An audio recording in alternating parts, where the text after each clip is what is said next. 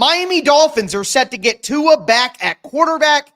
Can they make a playoff push in the AFC? That and more on today's edition of Locked On NFL. The new Locked On NFL. The madman Tyler Rowland is your double shot of NFL espresso with the Locked On local experts on every major story. Get ready. Rowland is revving up. The new Locked On NFL starts now. Locked On Podcast Network. Your team every day.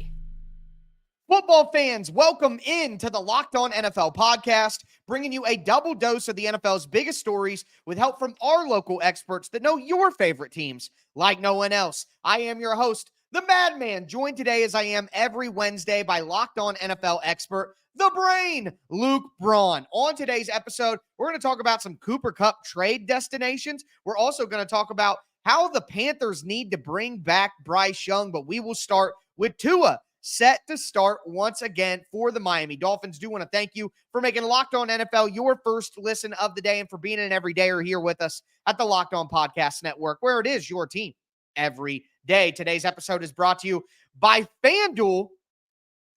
Place your first $5 bet and you'll get started with $200 in bonus bets guaranteed. Visit FanDuel.com to get started. Luke, I agree with Tua.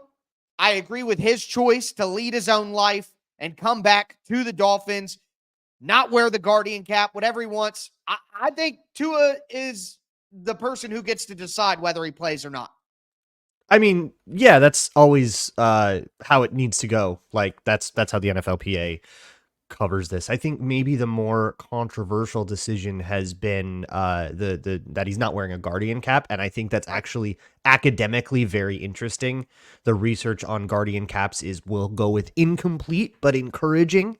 It might still be a good idea that there's not really a downside that anyone knows except for aesthetics, but he says it's a personal choice, whatever. But boy, coming back to a 2-4 season, Bills already running away with your division. Coming back to what? Lose a road playoff game, maybe? Okay.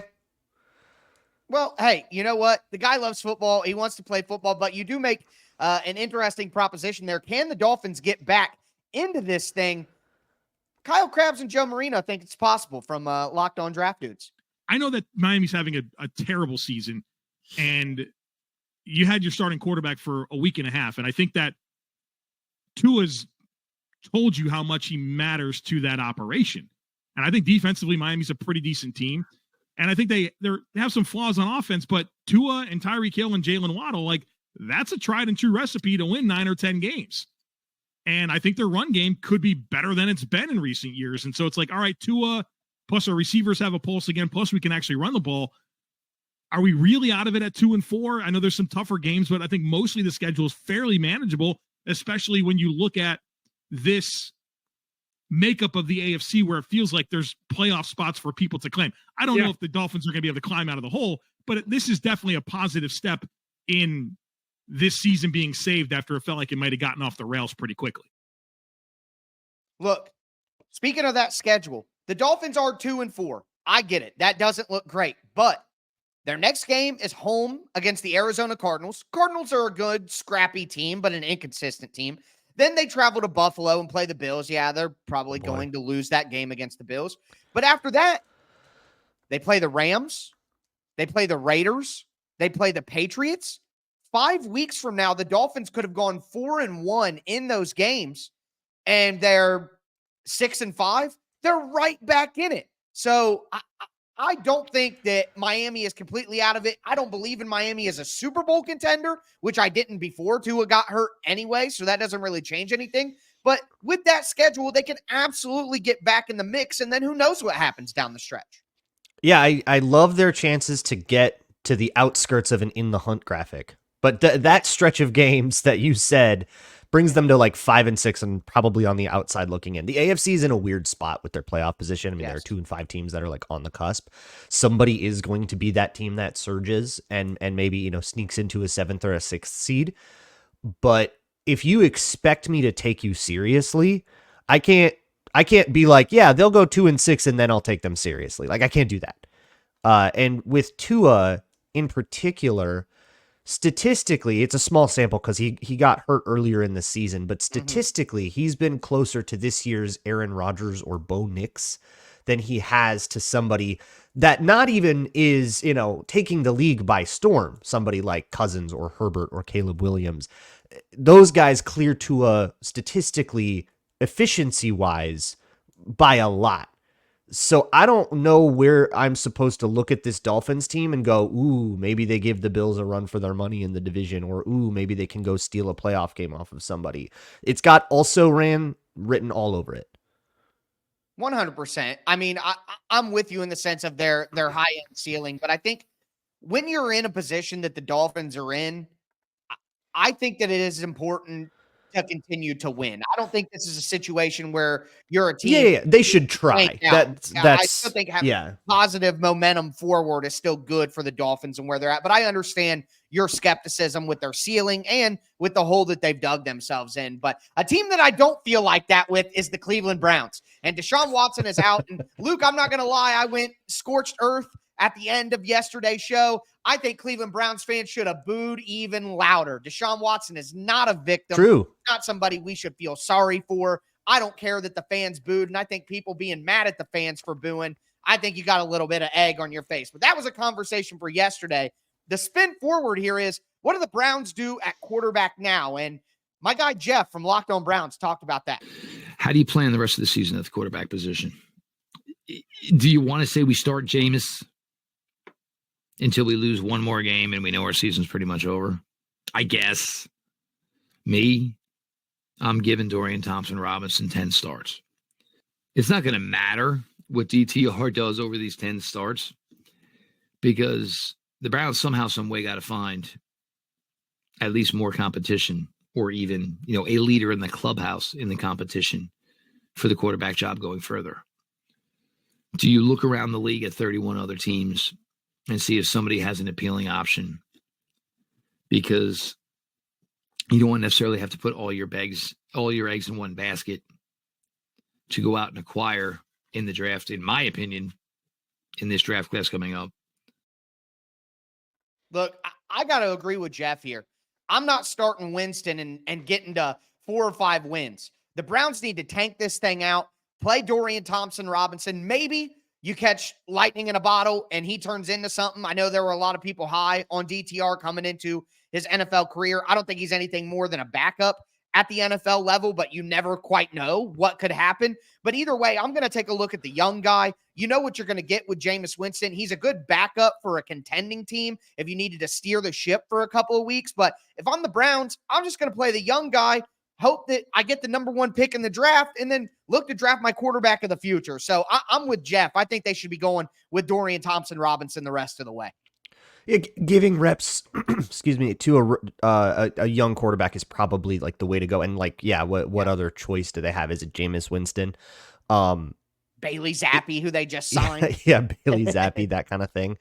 I think I've said this a lot on this show. Sometimes the answer is just die. Sometimes you don't have a good solution and you're just done. Goodbye. And I don't know how much it matters what decision Kevin Stefanski makes here to save his job, because he married, he tied his wagon pretty publicly and more enthusiastically than he had to Deshaun Watson. And, you could have looked past that if they won. People could have looked past that and probably would have looked past that if they won. Not everybody, but I know a lot of people would have. Ownership would have. But because of how bad it is optically, heads got to roll. And I feel like the one that was more vocal than he had to be had to roll. And maybe it turns out that internally, people were less high on that move than they were going to be publicly. And of course, you got to say the right things in a press conference, but I feel a little bit like Stefanski went above and beyond that. And that might kind of put him in the crosshairs there. But in terms of what you do for the rest of the season, you rearrange deck chairs on the Titanic. Go ahead. Yeah. Start your young guy. See what you've got going. Whatever happens at quarterback in the future for the Cleveland Browns probably isn't up to you. Let me just throw this out here so it's on wax. Browns hire Dion, draft his son. I'm just that would be saying. tight. I mean, that would rock really hard. And I don't know Jim if it'd be Haslam good, but it'd be really fun. Jim Haslam is just crazy enough to do it, man. But speaking of a young quarterback that needs to play, Bryce Young, put him back in, Panthers.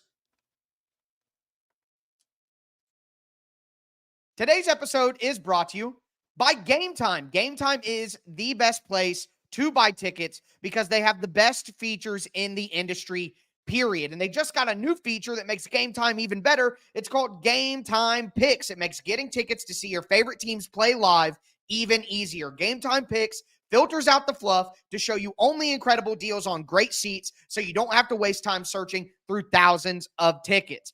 They also still have a panoramic view from your seat so you know what you're going to be looking at when you sit down. Also, if you toggle on the feature in the app, you're going to get all-in pricing, so the price that you see for your tickets is the price that you pay for your tickets. I love Game Time. You will too. Take the guesswork out of buying tickets with Game Time Picks. Download the Game Time app, create an account, use the code LOCKEDONNFL for $20 off your first purchase. Terms apply. Again, create an account, redeem the code LOCKEDONNFL for $20 off. Download Game Time today. What time is it?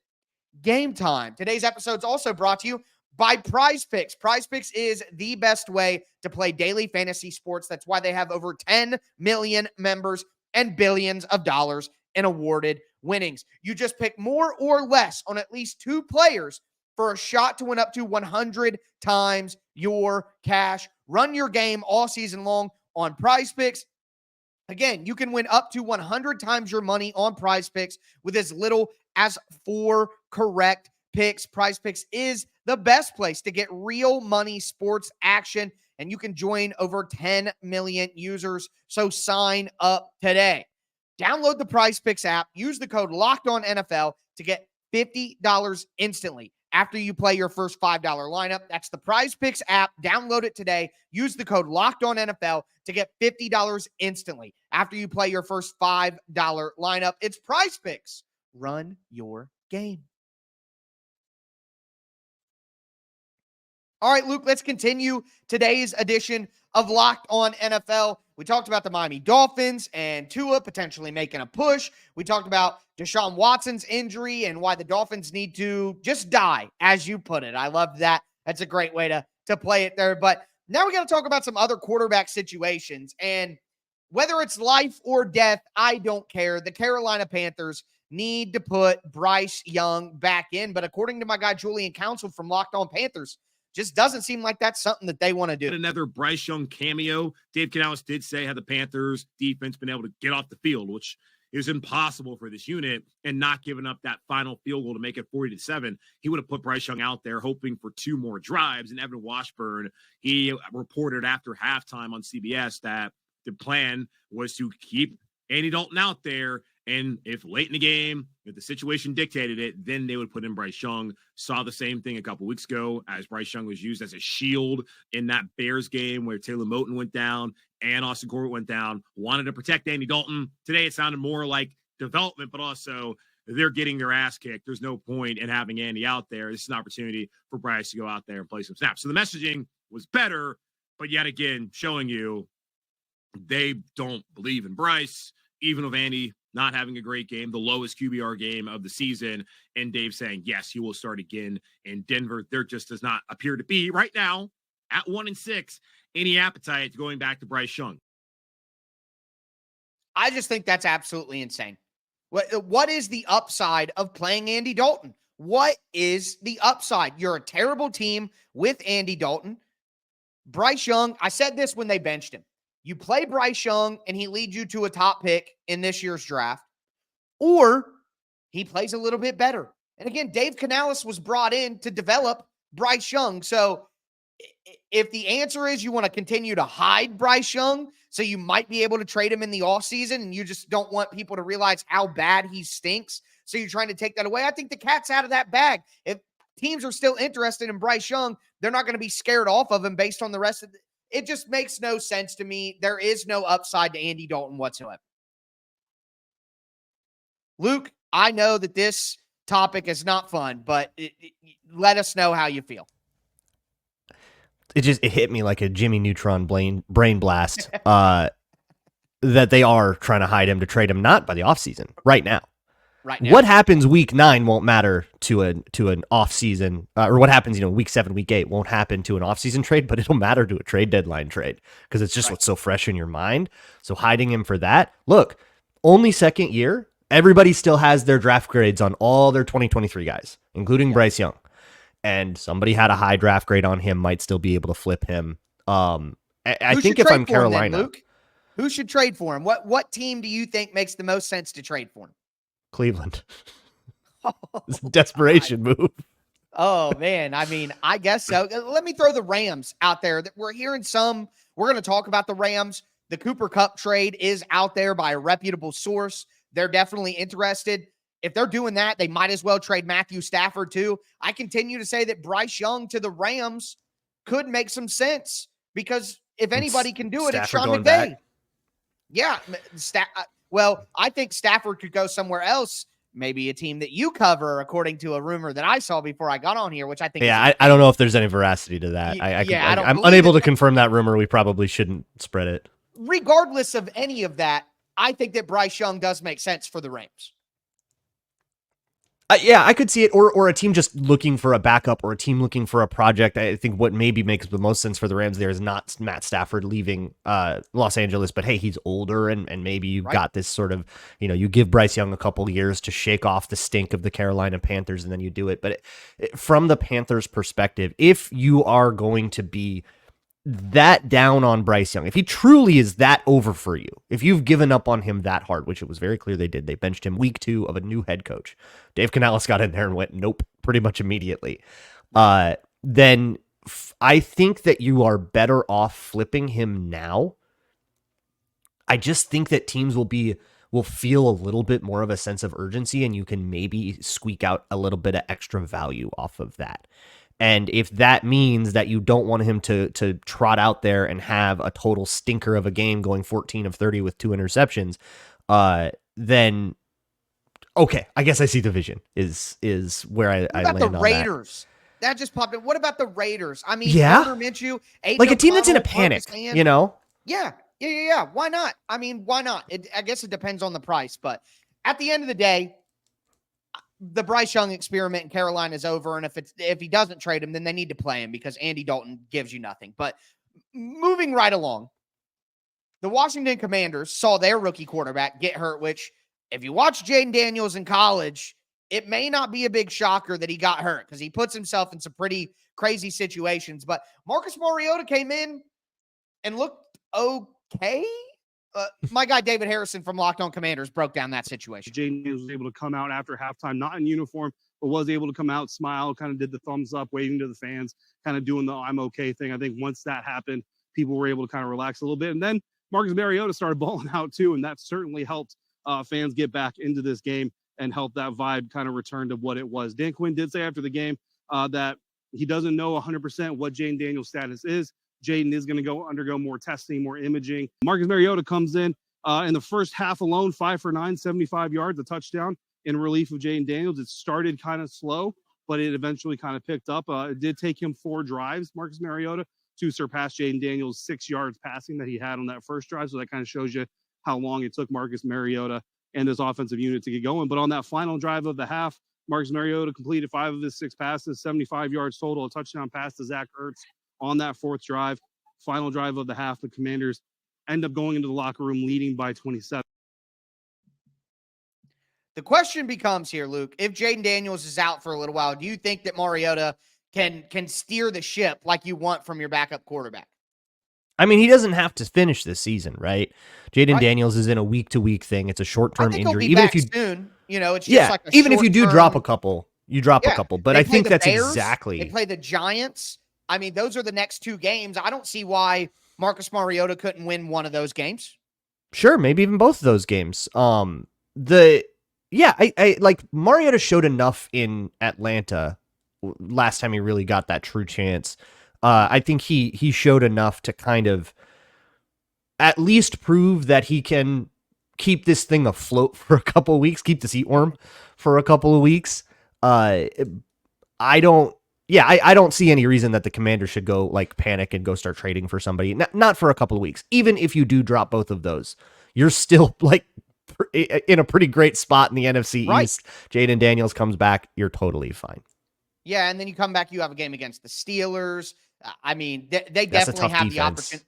They have put themselves in a position because of their strong start where they don't have to make a panic move here, even if Daniels is out for, 3 weeks to a month. He can come back and they can still make the playoffs. And honestly, even if they don't win a playoff game, knowing that Jayden Daniels is the guy and a true playmaker and the positive momentum that they have, that's what's most important in year one of Dan Quinn and year one of Jayden Daniels. But with that being said, big trade news. Luke, it seems like every week we talk, there's big trade news. Now it's just where we're at in the NFL. And I love it. Cooper Kupp, That time where's of he year. going?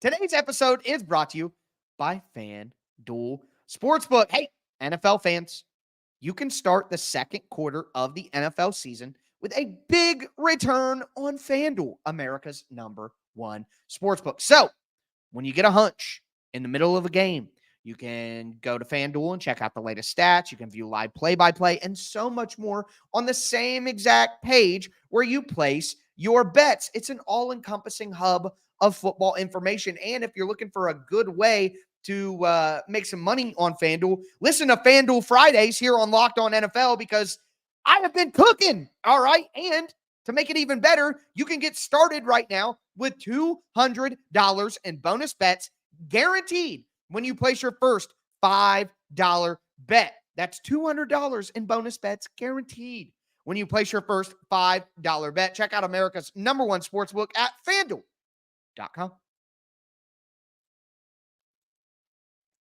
All right, Luke, let's cap off today's edition of Locked On NFL. We talked about a ton of quarterback situations to start. Tua and Watson and Bryce and Jayden Daniels. But now we got to look at wide receiver because a little bit of a bomb dropped on Tuesday morning. Diana Rossini from The Athletic goes on Dan Le Batard and says that the Rams are actively trying to trade Cooper Kupp. They want a second-round pick back, and they're willing to eat some of the salary. Obviously, So wild. this brings me back to the Brock Osweiler trade, where Brock Osweiler was traded to the Browns. It was the first time we saw an NBA-style trade in the NFL, where a team literally ate a big contract to get a draft pick back. Usually you see, hey, we'll give up a draft pick to get the player. You know what I mean? But now people are starting to realize, hey, we want a better pick back. We'll eat some of the money if we have to because we want a better pick, as opposed to you like Devontae Adams. You got to take the Jets gave up a good pick and took all the money. Shocker, the Jets getting bullied there. But I think it makes sense for the Rams to say, hey, we're probably not going to be contenders for a couple of years. We went all in. We got our Super Bowl. We're going to eat some of this money. We want better draft capital to try to build this thing back up a couple of years from now. So that seems obvious. It makes sense why they would do that. But the question then becomes, where does Cooper Kupp fit the best? And I'm just going to throw some options at the wall, Luke. 49ers, would they trade in division like that? I doubt it, but so. after Brandon Ayuk goes out, Deebo Samuel is sick. Juwan Jennings missed the game. They got Ricky Pearsall, a rookie. They've had struggles there. That would make sense. But again, in division trade, same reason that Adams wouldn't go to Kansas City. I don't think the Rams bail you out of that.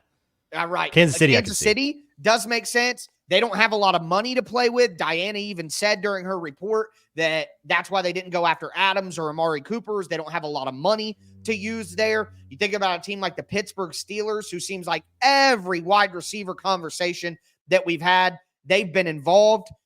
Those are kind of the three that stand out to me. Is there another team in there? And which of those teams do you think would be the best fit for Cooper Kupp? I still think of teams in like a panic when I think about the trade deadline. Teams that like, oh, this was supposed to be a season, but it's not going that well. And I don't know. I think, or teams that maybe are having a better year than they thought. Yeah. Like potentially Washington, right? Like that's an embarrassment of riches. You have Terry McLaurin. You're very happy with that. Right. But adding Cooper Kupp would take that to the next level. And maybe you say, wow, sure. we're really making a run at this in Jayden Daniels' rookie year. And by the way, keep him in the building, his whole rookie contract, you're going to have that. Like that could be the type of thing I see happening. This is such a weird spot though, because Cooper Kupp is like him not being a part of the plan, the Rams short-term plans, because they don't feel like they're contending or whatever, but long-term plans too. And when you hear like they're willing to take on some of the money, doesn't that just say we're desperate to get rid of this guy? And like, is something going on? Like that feels like there's some behind the scenes flag. Yeah, some consternation that maybe is affecting things a little bit. And I can't think of a specific name, but there are occasionally those trades where you get rid of a guy, you get a 5th round pick back, you take on all the money, and really you just needed to get rid of it. Yeah. And some team gets to, be the beneficiary of that. It feels like it's always the Ravens that get the good end of those deals. Like they love to find those deals. They do. Well, maybe but the in terms of Ravens. what team, I mean, I the don't know. Ravens could use another wide receiver, a guy Honestly. over the middle of the field. Like that would make a ton of sense for them. I mean, for me personally, I like the Steelers fit. I think for Russell Wilson throughout his career, he's kind of had the outside jump ball guy, and you have that in George Pickens, and then you add a guy who can win over the middle of the field with Freiermuth. I think that would make a ton of sense. And with them being 5-2, I think it would be a decent, again, they've been looking at a wide receiver. This wouldn't be maybe as expensive as a Brandon Ayuk, some of the other options that they've been looking at. So I think the Steelers right now would make sense. Yeah, I think because it's Russell Wilson and because he's always an outside moonball guy, and him throwing over the middle of the field has been a thing his whole career, that somebody like Cooper Kupp, a little slot like that, you'd have to find a better way to use him. Like you're not going to run like basics over the middle and use him that way, use him the way the Rams use him. And so you have to, if you are going to trade for him, you have to ask what role is that going to be? And is this still a good idea? Is this still the kind of thing is Cooper Kupp still the guy that does the thing we want? Or do we want something, a little bit more of a role player, and we don't have to spend that hard if the Steelers are going to grab somebody off the deadline? So I don't know if that one quite fits to me. And Justin Fields is kind of the same way. So no matter who's starting over there in Pittsburgh, I don't know if that's the fit that makes sense to me. Well, then name a fit, Luke. You don't just get to tell me my fits are bad and then not name one. We got 2 in the DMV. I love it. Commanders, Ravens. Get them to the East Coast. That's fair. I still think that ultimately, I don't know if they have the money, but the Chiefs, Rashee Rice, Juju Smith-Schuster in that role, the kind of move role that Kansas City uses, I think ultimately that would be like the best pairing. But, are the Rams going to help out the Chiefs? Do the Chiefs have the money to do it? That seems to be the big question. But this apparently looks like, they don't need the money. The Rams are going to take it all on. I think the Chiefs true. should absolutely be on the phone here. That feels exact, especially because this Chiefs offense has not been the three-peat contender that it was the last 2 years. That maybe an infusion of a kind of do-it-all guy like Kupp would hopefully unlock a little bit more of the Mahomesiness that we've come to expect. Yeah, 100%. I mean, I think that with all the injuries at wide receiver, eventually they're gonna have to do something. I admit personally, I hope that they trade for DeAndre Hopkins instead. Please, somebody trade for DeAndre Hopkins. But with that being said, that is gonna do it for us today. For me, the Madman Tyler Rowland, and my co-host Luke the Brain Braun. Make sure that you guys check out the afternoon edition of Locked On NFL with Tony Wiggins in the barbershop. But more importantly, as I tell you every single episode, stay safe out there.